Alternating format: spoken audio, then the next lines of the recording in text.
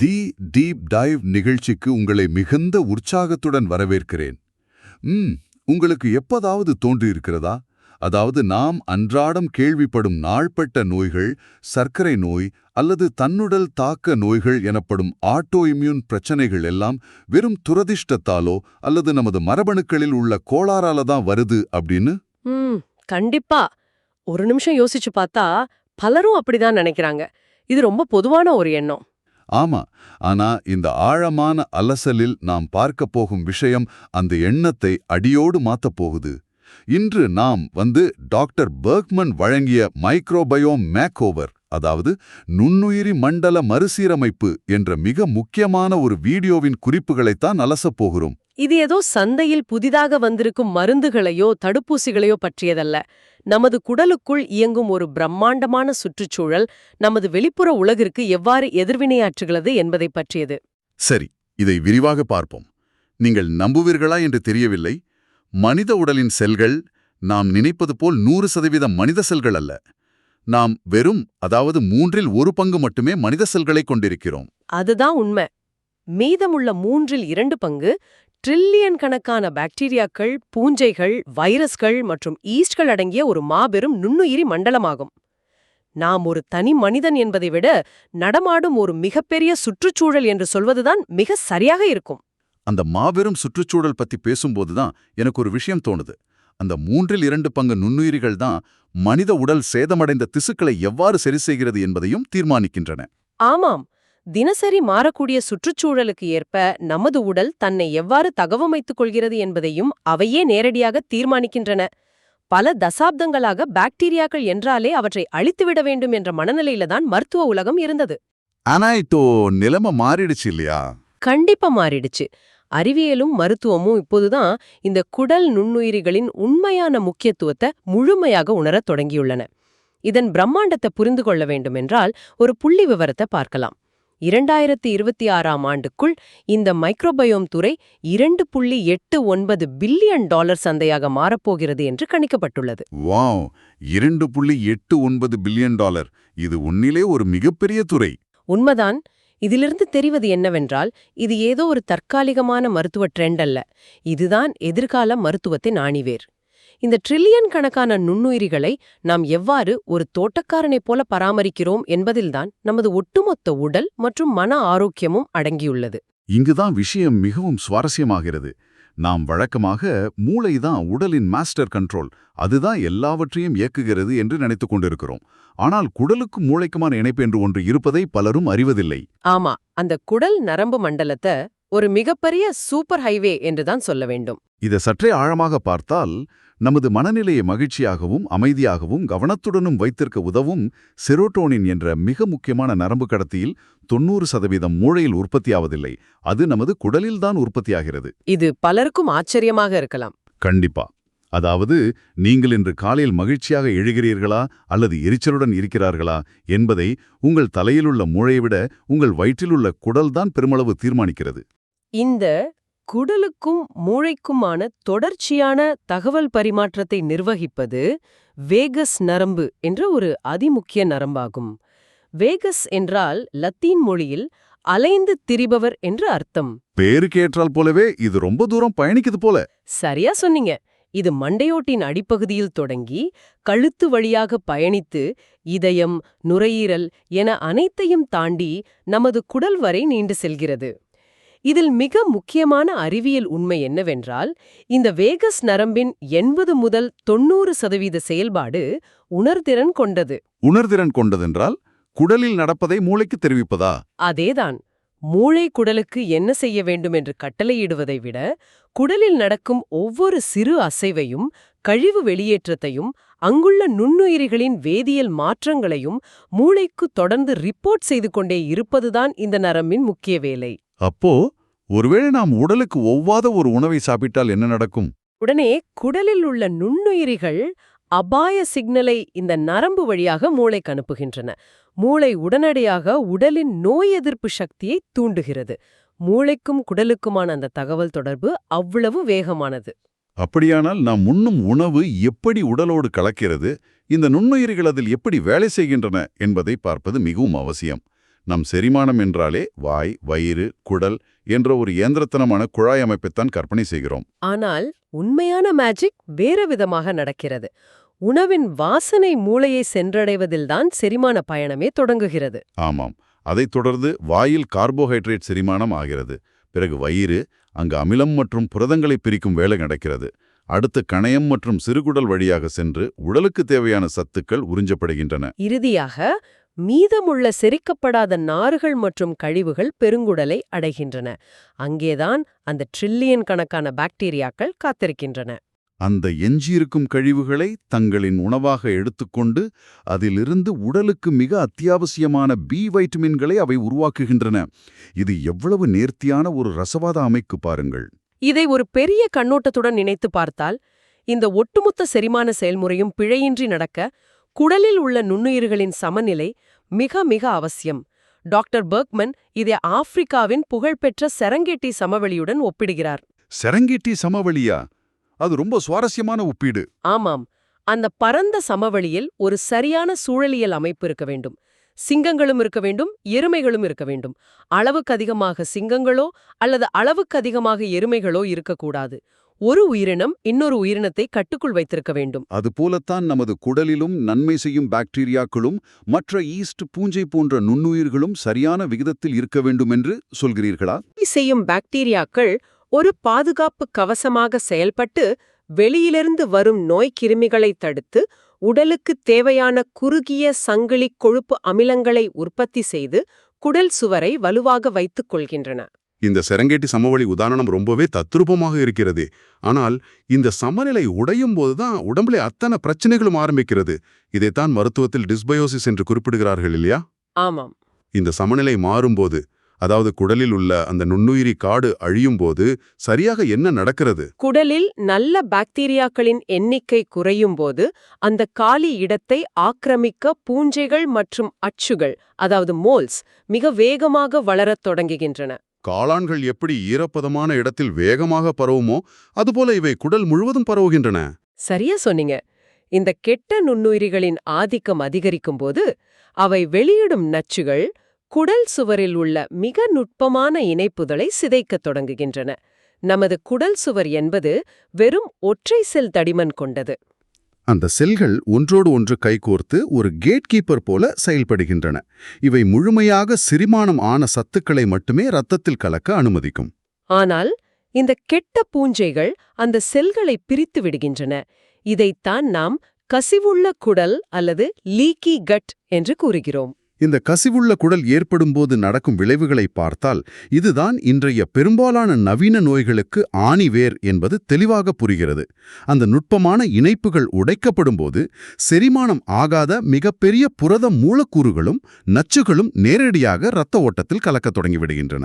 ஆமா, நமது உடலின் ஒட்டுமொத்த நோய் எதிர்ப்பு மண்டலத்தில் 70 முதல் 80% குடலை சுற்றித்தான் காவலுக்கு விற்கிறது என்பதை நாம் நினைவில் கொள்ள வேண்டும். இரத்தத்தில் திடீரென கலக்கும் இந்த செரிமானமாகாத புரதங்களை நமது நோய் எதிர்ப்பு மண்டலம் ஊடுருவிய வெளிப்புற எதிரிகள் என்று தப்பு கணக்கு போட்டு அவற்றை தீவிரமாக தாக்கத் தொடங்குகிறது. இந்த தொடர்ச்சியான தாக்குதல்தான் முடக்குவாதம் போன்ற மூட்டு வலிகளுக்கும் மற்றும் பல்வேறு ஆட்டோ இம்யூன் நோய்களுக்கும் முக்கிய காரணம். பலரும் உடல் தன்னைத்தானே தாக்கிக் கொள்கிறது என்று பயப்படுகிறார்கள். ஆனால் உண்மையில் இரத்தத்தில் ஊடுருவிய அந்த செரிமானமாகாத நச்சுகளுக்கு நமது நோய் எதிர்ப்பு அமைப்பு மிகச் சரியாகத்தான் எதிர்வினையாற்றுகிறது. பிரச்சனை நோய் எதிர்ப்பு அமைப்பில் இல்லை, கசிவுள்ள குடலில்தான் இருக்கிறது என்பதை நாம் ஆழமாக புரிந்து கொள்ள வேண்டும். அந்த புரிதல்தான் ஒரு நோயை நிரந்தரமாக குணப்படுத்துவதற்கான முதல் படி. சரி, இவ்வளவு பெரிய பாதிப்பை ஏற்படுத்தும் இந்த குடல் கசிவும் நுண்ணுயிர் சீர்கேடும் எப்படி ஏற்படுகின்றன? எதனால் அந்த குடல் சமவழி அழிகிறது? டாக்டர் பெர்க்மன் தனது ஆய்வில் இதை மிக தெளிவாக குறிப்பிடுகிறார். எனவே இதன் முழு அர்த்தம் என்ன? அழிந்து போன இந்த நுண்ணுயிரி மண்டலத்தை எப்படி மீண்டும் சீரமைத்து இந்த நீண்டகால நோய்களிலிருந்து விடுபடுவது? இதற்கு மிக முக்கிய காரணம் நமது நவீன வாழ்க்கை முறைதான்.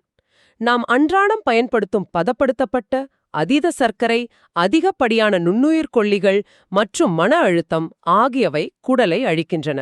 காய்ச்சல், சளி என்று நாம் நேரடியாக எடுக்கும் ஆன்டிபயோட்டிக்குகள் மட்டுமல்ல, நாம் உண்ணும் விலங்குகளின் இறைச்சி வழியாகவும் பெருமளவு ஆன்டிபயோட்டிக்குகள் நம் உடலுக்குள் வருகின்றன இல்லையா? ஆமா, இந்த ரசாயனங்களும் மருந்துகளும் குடலில் உள்ள நல்ல பாக்டீரியாக்களை ஒட்டுமொத்தமாக அழித்து விடுகின்றன. இதனால் பூஞ்சைகள் ஆதிக்கம் செலுத்தி குடலை துளைக்கின்றன. இதற்கான மிக தெளிவான தீர்வுகளையும் டாக்டர் பெர்க்மன் விரிவாக வழங்கியுள்ளார். உறவு விஷயத்தில் அவர் என்ன பரிந்துரைக்கிறார்? முதலாவதாக, நாம் உண்ணும் உணவு. நமது குடல் பாக்டீரியாக்களுக்கு பிடித்தமான உணவு தாவரநார்கள் மட்டுமே. வாரத்துக்கு குறைந்தது 30 வகையான வெவ்வேறு தாவர அடிப்படையிலான உணவுகளை உண்ண வேண்டும் என்று அவர் பரிந்துரைக்கிறார். 30 வகையான உணவுகள். ஒரே வகையான காய்கறியை தினம் சாப்பிடாம பல வண்ணங்களில் காய்கறிகள், பழங்கள் என மாற்றி மாற்றி சாப்பிட வேண்டும். இந்த பன்முகத்தன்மைதான் குடலில் பல வகையான நுண்ணுயிரிகளை உருவாக்கும். மேலும் கெஃபீர், சவுர்கிராட், கிம்ச்சி போன்ற புளிக்க வைக்கப்பட்ட உணவுகள் மிகவும் அவசியம். இதில் ஒரு முக்கியமான சூட்ச்மம் இருக்கிறது. சவுர்கிராட் போன்ற உணவுகளை கடையில் வாங்கி சூடாக்கி சாப்பிடக்கூடாது. பச்சையாக குளிர்ந்த நிலையில்தான் சாப்பிட வேண்டும். சூடாக்கினால் அதில் உள்ள அத்தனை நல்ல பாக்டீரியாக்களும் இறந்துவிடும். ரொம்ப சரியான குறிப்பு. உணவை மட்டும் மாற்றினால் போதாது. உடற்பயிற்சியும் இதில் சம அளவு முக்கிய பங்கு வகிக்கிறது. தினமும் வெறும் 30 நிமிடம் மிதமான நடைப்பயிற்சி செய்வதோ அல்லது மூச்சு பயிற்சி செய்வதோ கூட குடல் ஆரோக்கியத்திற்கு மிகப்பெரிய நன்மையை செய்யும். இது உடலின் நிணநீர் ஓட்டத்தை சீராக்குகிறது. நிணநீர் மண்டலம் என்பது நமது உடலின் கழிவுநீர் அகற்றும் அமைப்பு போன்றது. நடைப்பயிற்சியின் போது வியர்வை மற்றும் மூச்சுக்காற்று மூலமாக உடலின் நச்சுகள் வேகமாக வெளியேற்றப்படுகின்றன. இதைவிட முக்கியமான இன்னொரு விஷயம், இந்த உடல் அசைவுகள் குடலில் உள்ள பாக்டீரியாக்களை தூண்டி பியூட்டிரேட் போன்ற வீக்க எதிர்ப்பு அமிலங்களை அதிக அளவில் உருவாக்க உதவுகின்றன. இந்த பியூட்டிரேட் அமிலம்தான் உடைந்த குடல் சுவரை ஒட்ட வைக்கும் பசை போல செயல்பட்டு குடல் கசிவு சரி செய்கிறது. உணவு உடற்பயிற்சியை தாண்டி குடல் ஆரோக்கியத்தை மிக நேரடியான கட்டுப்படுத்துவது நமது தூக்கம் மற்றும் மனநிலைதான். டாக்டர் பெர்க்மன் இதை மிக ஆழமாக வலியுறுத்துகிறார். ஆமா, ஒரு மனிதன் இரவில் 5 மணி நேரத்திற்கும் குறைவாக தூங்கினால் அவன் நாள்பட்ட நோய்களை நோக்கி சென்று கொண்டிருக்கிறான் என்ற அர்த்தம். தினசரி 7 முதல் 8 மணி நேர ஆழ்ந்த தூக்கம் கட்டாயம் தேவை. அதுவும் குளிர்ந்த மற்றும் முற்றிலும் இருட்டான அறையில் தூங்க வேண்டும். மனித தூக்கம் 90 நிமிட சுழற்சிகளாக நடப்பதால் அறையில் சிறு வெளிச்சம் இருந்தால் கூட இந்த சுழற்சி பாதிக்கப்படும். பேசும்போது நாம் நரம்பு மண்டலத்தின் செயல்பாட்டை கட்டாயம் ஆழமாக புரிந்து கொள்ள வேண்டும். நமது தன்னாட்சி நரம்பு மண்டலத்தில் 2 முக்கிய நிலைகள் உள்ளன. ஒன்று அனுதாப நரம்பு மண்டலம். இது சண்டையிடு அல்லது தப்பித்து ஓடு என்ற நிலை. ஆமாம், ஒரு சிங்கம் உங்களை துரத்துகிறது என்றால் உங்கள் உடலின் ஒட்டுமொத்த இரத்தமும் தசைகளுக்கும் இதயத்திற்கும் சென்றுவிடும். அந்த நேரத்தில் செரிமானம் என்பது உடலுக்கு முக்கியமில்லை என்பதால் குடலுக்கான இரத்த ஓட்டமும் நரம்பு சிக்னல்களும் முற்றிலுமாக நிறுத்தப்படும். இரண்டாவது நிலை இணை அனுதாப நரம்பு மண்டலம். இது நாம் அமைதியாக இருக்கும்போது உடலை குணப்படுத்தும் மற்றும் செரிமானத்தை ஊக்குவிக்கும் ஓய்வெடு மற்றும் செரிமானம் செய்நிலை. இவ்வாறு ஆழமாக மூச்சு விடுதல் போன்ற பயிற்சிகளைச் செய்து நமது உடலை வலுக்கட்டாயமாக அந்த 2வது அமைதி நிலைக்கு கொண்டு வர வேண்டும். அமைதியான மனநிலை எவ்வளவு முக்கியமோ அதே அளவு நமது உடலின் எலும்பு கட்டமைப்பும் குடல் ஆரோக்கியத்தில் நேரடி தாக்கத்தை ஏற்படுத்துகிறது. கழுத்து பகுதியில் உள்ள வளைவு பற்றி அவர் காட்டிய எக்ஸ்ரே ஆதாரங்கள் அதிர்ச்சி அளிக்கின்றன.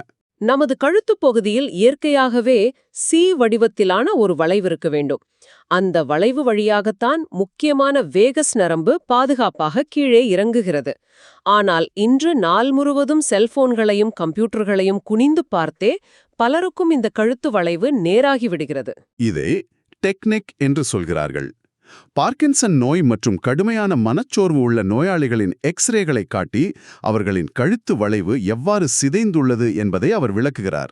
கழுத்து எலும்புகளில் ஏற்படும் இந்த சிறு கட்டமைப்பு மாற்றம் வேகஸ் நரம்பை மிக கடுமையாக அழுத்தி குடலுக்கும் மூளைக்குமான தகவல் தொடர்பை முற்றிலுமாக துண்டித்து விடுகிறது. செரிமானமே முடங்கி போகிறது. எனவே நரம்பு மண்டலத்தில் உள்ள இத்தகைய கட்டமைப்பு குறுக்கீடுகளை நீக்குவதும் குடல் ஆரோக்கியத்திற்கு மிக மிக அவசியமான ஒன்று. டாக்டர் பெர்க்மன் தன்னுடைய வீடியோவில் இந்த தகவல்களை தாண்டி சில கட்டணச் சேவைகள் மற்றும் சிகிச்சை மையங்களை பற்றியும் குறிப்பிடுகிறார். அதையும் நாம் இங்கே நடுநிலையாக பதிவு செய்ய வேண்டும். ஆமா, அவர் adaptivephysiology.com என்ற இணையதளத்தை நடத்துகிறார்.